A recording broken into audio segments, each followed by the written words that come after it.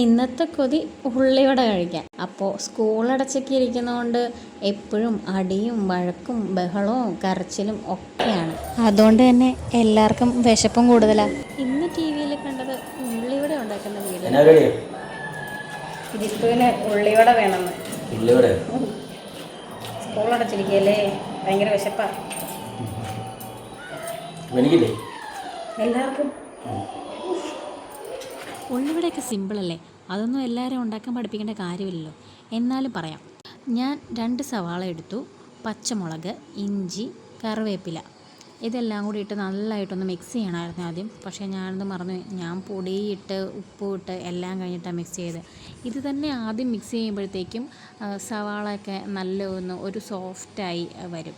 പക്ഷേ ഞാൻ പൊടിയൊക്കെ ഇട്ട് കഴിഞ്ഞിട്ട് മിക്സ് ചെയ്തിട്ട് കുഴപ്പമില്ലായിരുന്നു. എല്ലാം നല്ലതായിട്ട് തിരുമ്മി മിക്സ് ചെയ്ത് എടുത്തു.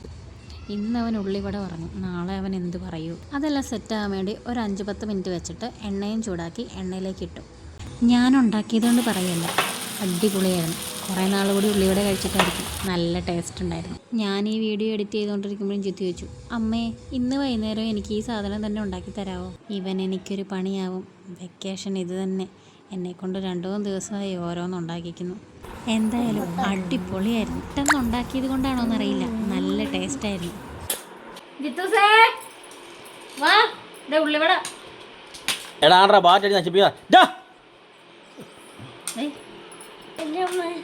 കഴിക്കും.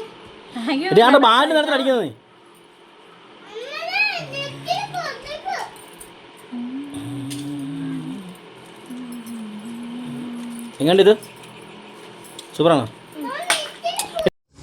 അപ്പോൾ ഇന്നത്തെ കഥ ഇത്രയേ ഉള്ളൂ. ഇനി മറ്റൊരു കഥയായിട്ട് പിന്നൊരു ദിവസം വരാം. Okay, bye.